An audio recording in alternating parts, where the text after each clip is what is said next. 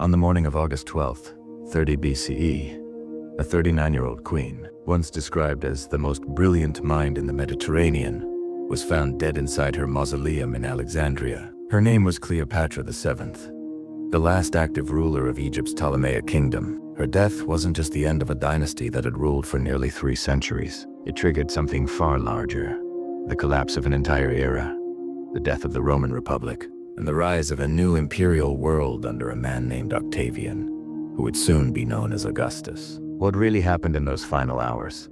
And why did one woman's decision reshape the future of Western civilization? This is the real, documented story of how Cleopatra's death sparked the fall of an empire. To understand Cleopatra's final moments, we have to understand the world she was born into. She arrived in 69 BCE, a member of the Ptolemaic dynasty, a line of Greek rulers established after Alexander the Great's death.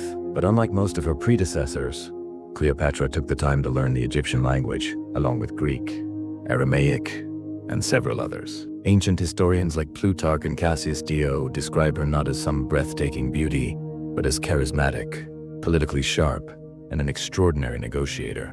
By the time Cleopatra reached adulthood, Egypt was unstable. The kingdom was rich, but it was also deeply dependent on Rome, which was rapidly expanding its influence across the Mediterranean and across the sea.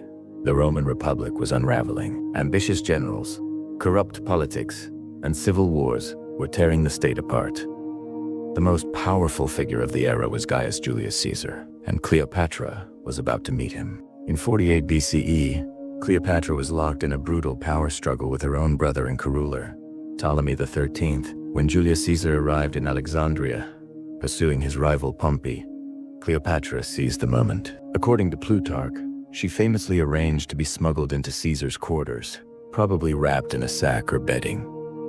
This wasn't about romance, it was about political survival. The gamble paid off. Caesar restored her to the throne. Rome gained a loyal ally, and Cleopatra became the mother of Caesar's only known biological sons. But in 44 BCE, Caesar was assassinated in the Roman Senate. His death plunged Rome into yet another civil war. Cleopatra returned to Egypt with her son. Rome, she knew, would soon come knocking again. After Caesar's assassination, power in Rome fell to a political alliance called the Second Triumvirate, made up of Octavian, Mark Antony, and Lepidus. By 41 BCE, Antony was in charge of Rome's eastern territories, and Egypt was the region's financial powerhouse. Cleopatra was summoned to Tarsus to answer for her loyalty to Caesar. She arrived in a display that ancient writers describe as both theatrical and strategic. She sailed up the Kidnus River on a magnificent barge, dressed as the goddess Isis.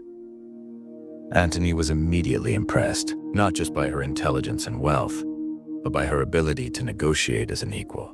A political partnership quickly became a romantic one. Together, they had 3 children. For years, their alliance held strong. But back in Rome, Antony's connection to Cleopatra was weaponized against him. He was portrayed as a man who had fallen under the spell of an Eastern queen, and Antony's rival, Octavian, saw a golden opportunity. Octavian launched a ruthless propaganda campaign. He circulated documents, real or forehead, claiming Antony planned to give Roman lands to Cleopatra and declare her son Caesarion the rightful heir of Julius Caesar. In 34 BCE, Antony made a critical mistake. During a public ceremony known as the Donations of Alexandria, he publicly distributed eastern territories to Cleopatra and their children. Octavian used this to argue that Antony was betraying Rome. By 32 BCE, the alliance between Octavian and Antony was completely broken.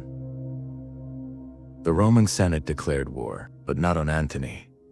They declared war on Cleopatra. This was a brilliant political move. Octavian framed the conflict as Rome's defense against a foreign monarch, not another bloody civil war. The decisive battle came on September 2nd, 31 BCE, at Actium, off the coast of Greece. Octavian's admiral, Agrippa, outmaneuvered Antony's massive fleet.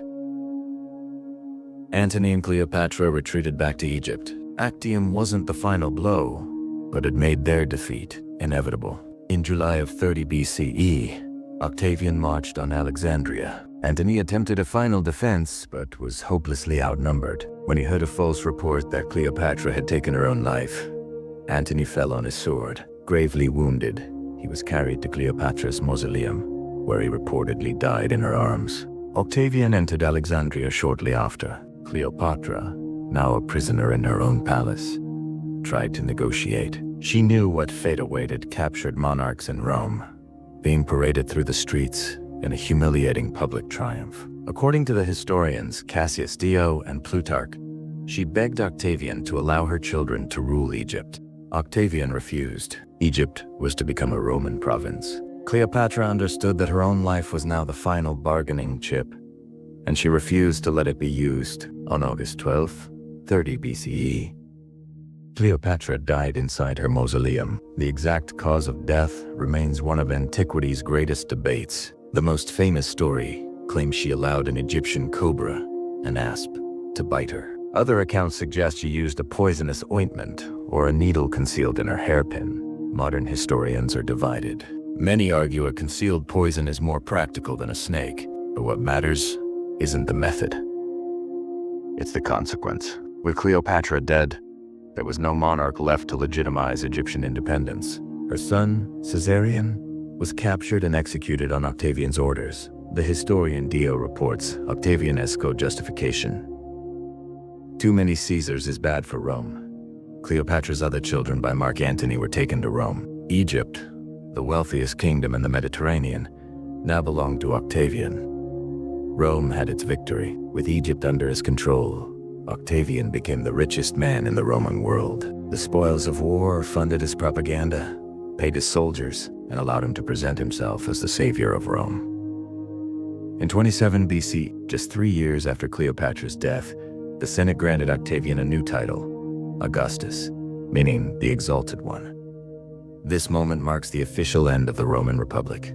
Power shifted from elected institutions to a single ruler. The Roman Empire was born. The Senate still existed, but Augustus controlled the army, the treasury, and the most important provinces, including Egypt. Cleopatra's defeat removed the last major obstacle to Roman domination. Her kingdom became Rome's economic engine. The irony is profound. Cleopatra fought to preserve her dynasty, yet her final decision, her refusal to be paraded as a trophy, cleared the path for Rome, his first emperor, and the collapse of the world she tried so desperately to protect. History often turns on battles or revolutions, but sometimes it turns on a single choice made in a quiet mausoleum over 2,000 years ago. And that is how Cleopatra's death sparked the fall of one empire and the birth of another. Thanks for watching. If you found this story fascinating, be sure to subscribe for more deep dives into history.